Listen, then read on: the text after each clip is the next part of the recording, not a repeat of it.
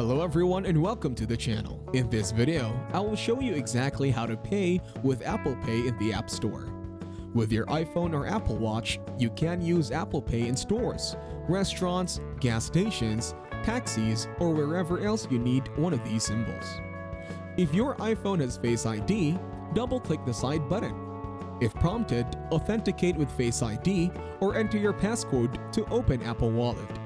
If your iPhone has Touch ID, double-click the Home button. To use a different card, tap your default card to see your other cards. Tap a new card and authenticate.